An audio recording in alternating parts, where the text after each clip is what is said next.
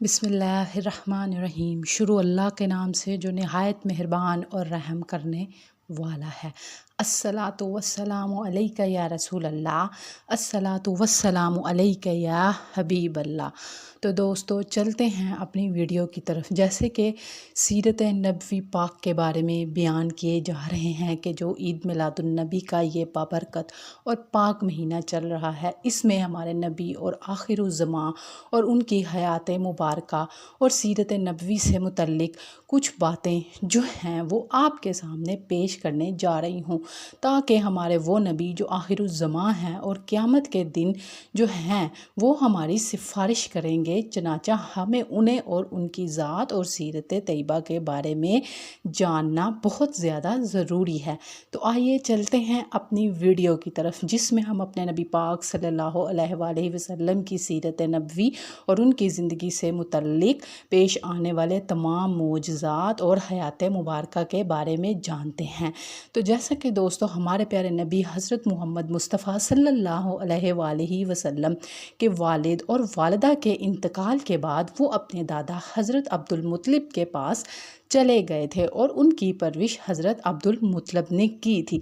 जैसे ही हमारे प्यारे मुस्तफ़ा हज़रत मोहम्मद सल्लल्लाहु अलैहि वसल्लम 9 बरस के हुए तो हज़रत अब्दुल मुत्तलिब भी इंतकाल फरमा गए।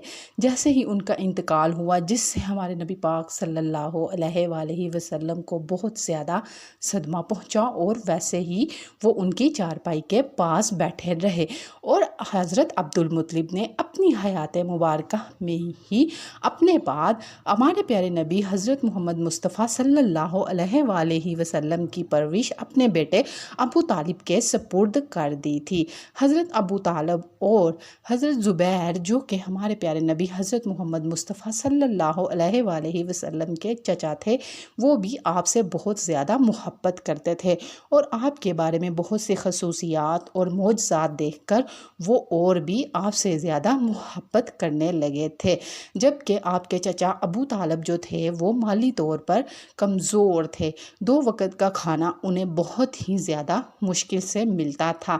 जैसे ही हमारे नबी पाक सल्लल्लाहु अलैहि वसल्लम उनके घराने में शामिल हुए तो उनके खाने में बेशुमार बरकतें आ गईं। जैसे ही हमारे नबी पाक सल्लल्लाहु अलैहि वसल्लम खाना खाने बैठते थे और उनके ख़ानदान के बाकी अफराद भी बैठते थे और खूब सैर होकर खाते और उसके बाद भी खाना बच जाता था। इसी तरह हज़रत अबू तालिब जो थे उनको हमारे नबी के बारे में तमाम खसूसियात का इल्म था। जैसे ही वो खाना लगाते थे, हमारे प्यारे नबी बोलते थे कि उनको रुक जाओ, हमारे प्यारे नबी हज़रत मोहम्मद मुस्तफ़ा मेरे प्यारे बेटे मोहम्मद को ले आओ। जैसे ही हमारे प्यारे नबी पाक सल्लल्लाहु अलैहि वसल्लम आते तो खाना खाया जाता था। एक मर्तबा शाम का वक़्त था कि दूध का प्याला आपके सामने पेश किया गया और आप सल्लल्लाहु अलैहि वसल्लम ने भी इसमें से दूध पिया और बाकी ख़ानदान वालों ने भी एक ही प्याले में खूब सैर होकर दूध पी लिया और उसके बाद भी दूध बच गया। माशाअल्लाह, सुबहान अल्लाह, या रब्बे करीम, या रब्बे जलील। हमारे प्यारे मुस्तफ़ा हज़रत मोहम्मद सल्लल्लाहु अलैहि वसल्लम का मोजज़ा जो कि बचपन से ही अल्लाह पाक ने उनको अता कर दिया था और ये उनकी बरकतें थीं। एक दफ़ा हज़रत अबू तालिब अपने तकिए के साथ टेक लगाकर बैठा करते थे और हमारे प्यारे मुस्तफ़ा हज़रत मोहम्मद सल्लल्लाहु अलैहि वसल्लम भी उस तकिए पर जाकर बैठ जाते थे और टेक लगा लेते थे। जबकि अबू तालिब जानते थे कि मेरा बेटा बहुत ही ज़्यादा रुतबे वाला और निराली शान का मालिक है और ये अपने रुतबे को जानता है और बहुत ही ज़्यादा पहचानता है, इसलिए कि यहाँ मेरे तकिए के साथ टेक लगाकर बैठ गया है। और अपने भतीजे को देखकर बहुत ज़्यादा खुश होते थे कि मक्का में जो है वो कहत पड़ा हुआ था और लोग जो थे वो कहते थे कि जो है वो बुतों को जो है वो कहो और तीसरे बड़े बुत मनात से जो है वो दुआ कराओ कि मक्का से कहत का ख़ात्मा हो जाए और बारिश और हरियाली आ जाए। जिनमें से जब उस कबीले में से किसी बुज़ुर्ग ने कहा कि तुम लोग अपने रास्ते से भटक रहे हो, जबकि हमारे दरमियान इब्राहीम और इस्माईल की निशानी मौजूद है, तो तुम वहाँ पर जाओ और उनको कहो कि आपके लिए दुआ करें। तो लोगों ने कहा कि आपसे मुराद अबू तालिब है? तो उन्होंने कहा हाँ बिल्कुल। जैसे ही लोग अबू तालिब के पास गए और बाहर आए तो हमारे नबी पाक सल्लल्लाहु अलैहि वसल्लम भी उनके साथ आए, और जैसे ही बाहर आए तो ऐसे लगा जैसे अंधेरे में सूरज निकल आया हो। माशाल्लाह इतनी बबरकत थी। वो कहते हैं ना, इस सूरत नू मैं जान आखा, जान आखा ते जाने जहान आखा। और लोग आए उनके पास और अबू तालिब से कहा कि आप हमारे लिए दुआ करें। चनाचा अबू तालिब उनके साथ दुआ गए और अपने प्यारे भतीजे हज़रत मोहम्मद मुस्तफ़ा सल्लल्लाहु अलैहि वसल्लम की उंगली पकड़ी और खाना काबा का तवाफ़ किया और अल्लाह से दुआ की। जैसे ही वो तवाफ़ कर रहे थे तो बारिशें शुरू हो गईं और तमाम मक्का जो है वो सैराब हो गया बारिशों से, और हर तरफ हरियाली ही हरियाली आ गई। माशाल्लाह सुबहान अल्लाह। ये भी तमाम काम हमारे नबी पाक सल्लल्लाहु अलैहि वसल्लम की बरकतों की वजह से थे कि वो अपने चचा के पास गए तो भी उनकी बरकतें उनके साथ ही थीं।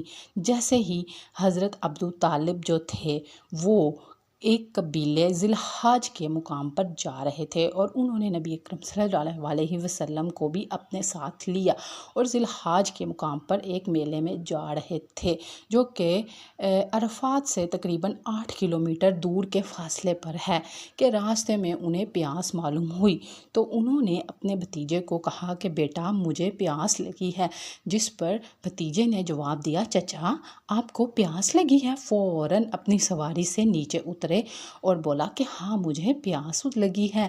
तो हमारे प्यारे मुस्तफ़ा सल्लल्लाहु अलैहि वसल्लम ने अपनी एड़ी जो थी वो वहाँ पे मारी और वहाँ से चश्मा फूट पड़ा और बहुत ज़्यादा साफ़ और शफाफ और मीठा पानी था। अबू तालिब ने ऐसा पानी पहले कभी नहीं पिया था। उन्होंने सैर होकर पानी पिया और फिर हमारे मुस्तफ़ा सल्लल्लाहु अलैहि वसल्लम से भी पूछा कि बेटा आप पी चुके? तो उन्होंने कहा जी मैं पी चुका। और फिर उसके बाद दोबारा वहाँ पर एड़ी मारी और वो जगह वहाँ से खुश्क हो गई। इसी तरह हमारे प्यारे नबी हज़रत मोहम्मद सल्लल्लाहु अलैहि वसल्लम के मोजज़ात जो कि जैसे जैसे वो जिसकी ज़िंदगी में जाते रहे मोजज़ात होते रहे। और फिर इसके बाद हमारे प्यारे मुस्तफ़ा हज़रत मोहम्मद सल्लल्लाहु अलैहि वसल्लम कुछ अरसा अपने चचा ज़ुबैर के पास भी रहे। हज़रत ज़ुबैर जो थे वो हज़रत मोहम्मद सल्लल्लाहु अलैहि वसल्लम को लेकर यमन के काफ़िले के जा रहे थे तो उन्होंने आपको भी साथ ले लिया। जैसे ही उन्होंने साथ लिया तो यमन के वादी से आगे एक जगह एक मुकाम था कि वहाँ पे एक ऊँट रहता था और वो किसी भी लोगों को वहाँ से गुज़रने नहीं देता था, तंग करता था।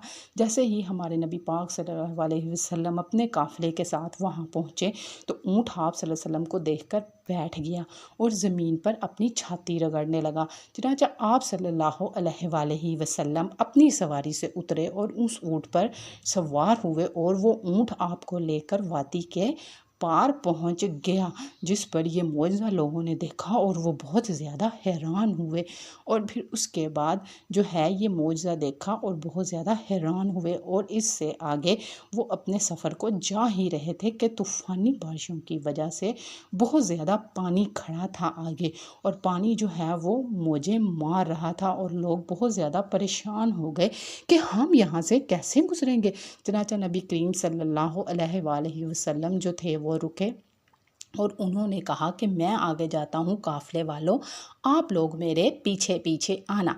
चनाचा जैसे ही नबी करीम सल्लल्लाहु अलैहि वसल्लम आगे हुए तो पानी जो था वो खुश्क हो गया, जैसे यहाँ पे कुछ था ही नहीं और तमाम काफ़िले वाले जो थे वो बआसानी आपके पीछे उस जगह से गुज़र गए। तो ये भी हमारे नबी पाक सल्लल्लाहु अलैहि वसल्लम का एक मौजज़ा था जो कि उनके चचा ज़ुबैर के साथ काफ़िले में जाते हुए पेश आया। लोगों ने आपको देखा और बहुत ज़्यादा खुश हुए और कहते कि ये निराली शान का बच्चा है। जैसे ही तमाम लोग वापस पहुँचे मक्का तो उन्होंने हमारे प्यारे नबी पाक सल्लल्लाहु अलैहि वसल्लम के मौजज़ात के बारे में लोगों को बताया और बहुत ज़्यादा खुश हुए। तो ये थे हमारे नबी पाक सल्लल्लाहु अलैहि वसल्लम के कुछ मौजज़ात जो उनके चचा की हयात मुबारका में के साथ रहते करते हुए पेश आए। दोस्तों ये थी हमारी वीडियो। उम्मीद करती हूँ आपको हमारे नबी पाक सल्लल्लाहु अलैहि वसल्लम की सीरत मुबारक से मुतल्लिक ये वीडियो पसंद आई होगी। अगर आपको हमारी ये वीडियो पसंद आई है तो हमारे चैनल को लाइक करें, सब्सक्राइब करें और बेल आइकन का बटन प्रेस करना मत भूलिएगा, ताकि हमारी हर आने वाली वीडियो आप तक पहुँच सके। बहुत शुक्रिया। अल्लाह हाफिज़। फ़ी अमान अल्लाह।